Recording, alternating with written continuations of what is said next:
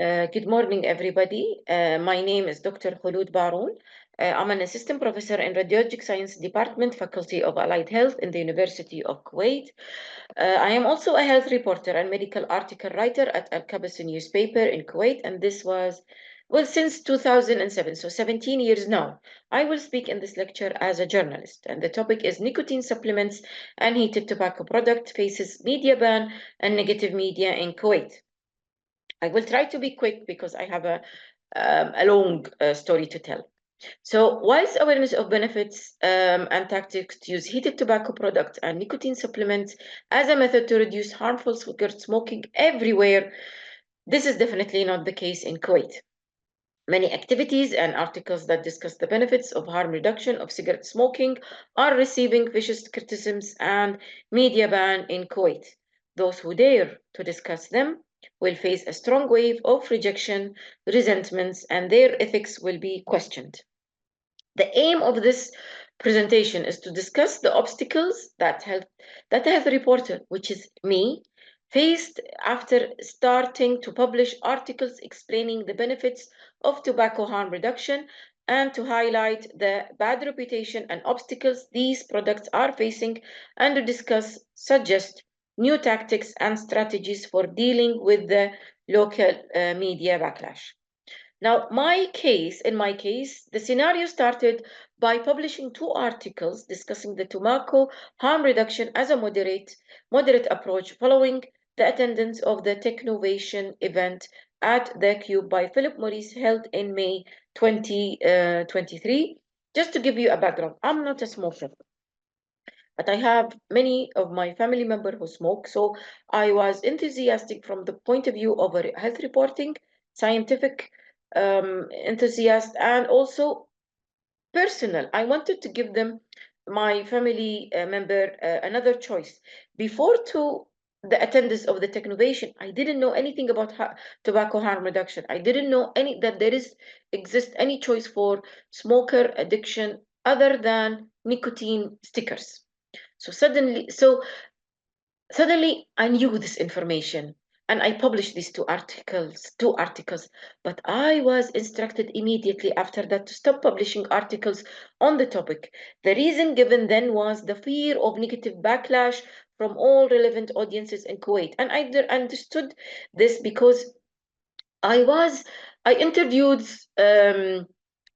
commercial background. So I thought, okay, let's move on and get an article from a reputable, non-biased bodies.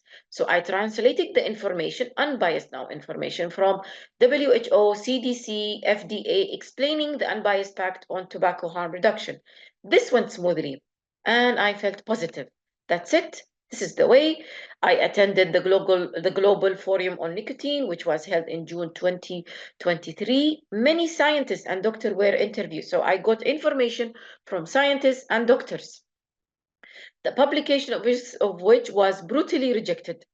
Complete no. So I pushed the publication by adding statement giving by local expertise. The opinion of Dr. Al-Salih, who is reputable doctor, media figure, the chair, and he is the chairman of the National Campaign for Cancer Awareness CAN in Kuwait. He confirmed all the positive information, but assist on the addiction factor and indirect relation of nicotine to cancer. They told me that if they need to modify it to highlight these 2 statements, otherwise the article will not be published. I will just show you that the size of the article itself was fairly large, so more than third. And as you can see, nicotine is an addictive substance and a catalyst for cancer was highlighted. The information, my information about the WOSO and all of the tobacco harm reduction started in here. All of the beginning, and the tube itself highlighted information given from the doctor about cigarette smoking. Now I thought, okay, let's go to local information. Let's go to local doctor or international doctors. So I interviewed Dr. Amalia, who is a reputable lecturer, researcher from Indonesia. They removed vital information in that article. She compared between the gum health and cancer biomarker, between cigarette smokers and vapors, and it was positive for vapors.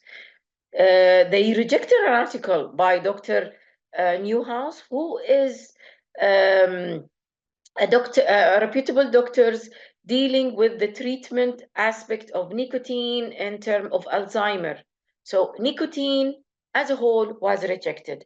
And I thought, okay, let's talk about doctors discussing other factors. So Dr. Al-Tayyib Yusuf Al-Ghalaf discussed or revealed information for a large national study, Kuwait Heart, and they canceled the all of the data comparison between smoker and those who vape. He said he actually gave advice for smoker to switch to vaping. Same advice from Dr. Ibrahim Al-Rashdan, consultant in cardiovascular. He gave a direct advice for smoker to switch to vaping and tobacco-heated product. Dr. Ahmed Al-Fadli, who is a consultant gastroenterology, he gave a direct smoker to switch, and they canceled this information. And after this, the result, surely this happened before, this led to me being criticized and banned from discussing any issue related to nicotine and redeeming myself by writing articles and interviews that highlighted extreme harmful sides of these products, especially vaping products. Now, at the moment, there is a local media ban from discussing benefits of tobacco harm reduction sciences and any nicotine, now anything. On the other hand, there is an encouragement to publish articles that elaborate the harmful sides of these products, even showing them more harmful than the cigarette smoking. Now, just a clarification. I do understand the reason, at least in my case, in Al-Kabas news paper for banning these articles from publication. One main reason is that they don't want to be the first to bite the bullet. So we need to have tactics and steps to soften the situation and increase and encourage the discussion of the subject. Suggestion.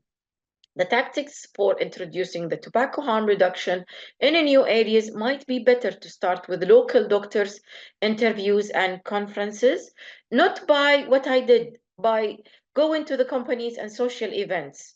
So this will give a sense of credibility and relatability.